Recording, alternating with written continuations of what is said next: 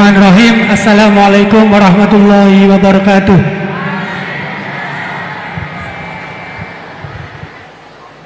Langsung saja, ngapunten Gus. Di sini ada beberapa pertanyaan yang agak masih grundel di hati gitu. Soalnya belum dapat jawaban.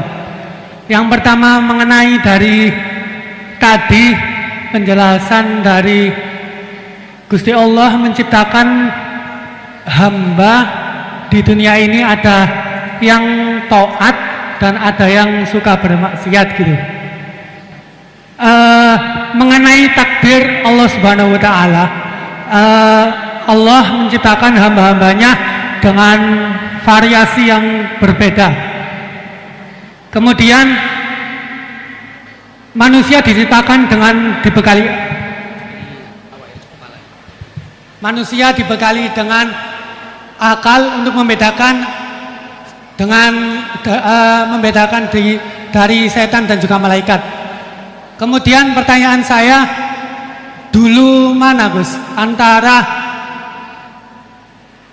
takdir yang ditentukan oleh Allah atau pilihan akal kita gitu, begitu intinya.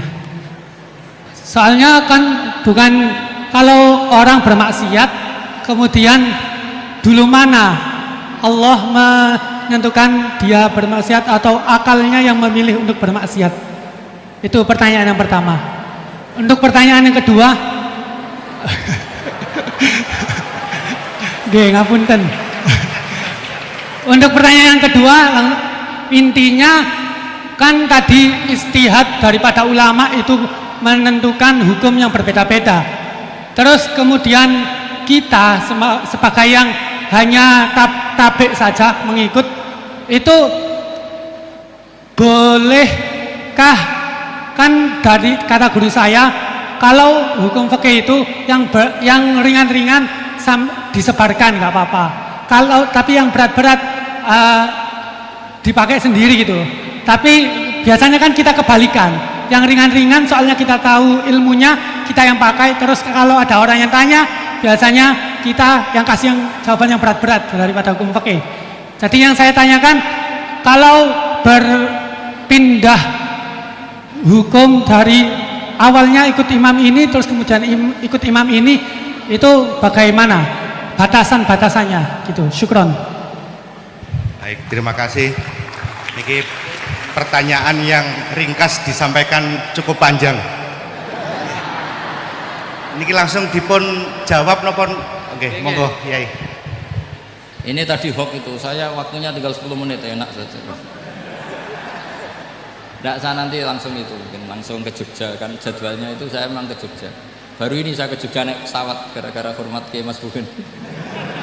Sepanjang hidup saya nggak pernah ke Jogja naik pesawat, baru ini nanti rencananya naik. Karena tak hitung kalau pakai kereta atau bis nggak menangi ngaji di Jogja. Saya jadwalnya ngaji di Jogja nanti jam 4:30. Begini, itu pertanyaannya betul tadi, itu ngawur betul itu. Karena begini ya, masalah qadha qadar itu kan sudah dibicarakan semua ulama di kitab-kitab. Satu, kita mengikuti ahlul hakikah. Idza dzukiral qadar fa'amsiku. Kalau qadha qadar sudah dibicarakan fa'amsiku, kamu harus diam di situ. Karena pertanyaannya gini, kalau kamu orang soleh, dan semoga Anda pelatihan jadi orang soleh, itu melihat Allah sudah menentukan semua, itu keren. Saya bangga punya Tuhan yang sudah tahu nasib saya kayak apa nanti. Saya betapa malunya punya Tuhan yang tak takoi, Gusti, sebenarnya nasibnya bahagia, mbah ora roh tapi kira sik. Itu kan ngeri betul. Sehingga kalau kamu soleh itu pokoknya bangga kalau Allah sudah tahu apa yang akan terjadi. Nah, soal kepanikan kita kan kadang, kok nang wis ngerti aku celoko, terus gunanya apa aku sholat? Itu kesalahan kita. Kita kecewa kalau sekarang soleh, kemudian akhirnya tidak soleh dan akhirnya kita masuk neraka. Kekecewaan ini namanya khadun nafsi. Kita hanya mikir diri sendiri. Sebetulnya kalau kita abdan lillah, benar-benar hamba Allah, tetap bangga karena punya Tuhan yang tahu apa yang akan terjadi. Makanya yang dibutuhkan kesalian untuk ngakoni qadha qadar, dibutuhkan kesalian. Kalau enggak kriminal betul. Maka Sayyid Hasan bin Ali, saya hafalkan makalahnya itu. Di antara aturan iman harus iman sama qada qadar. Untuk menunjukkan innahu la yuqsa kurhan wa la yuhlabu kurhan, kata beliau.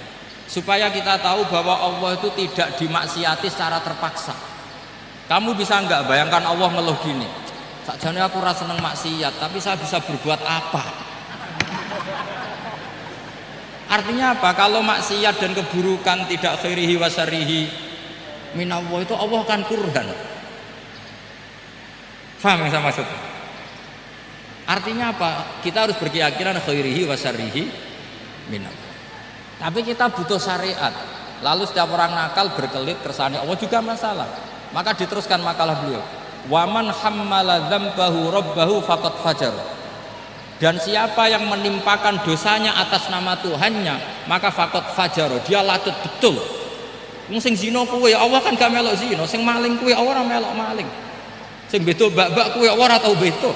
Terus kowe muni kabeh krana Allah, itu kriminal betul.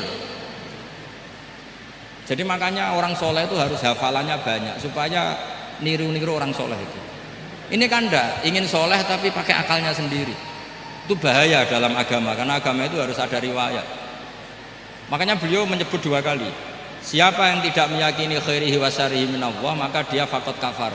Karena seakan-akan di dunia ini waqa'a fi mulkihi ma la yuriduhu.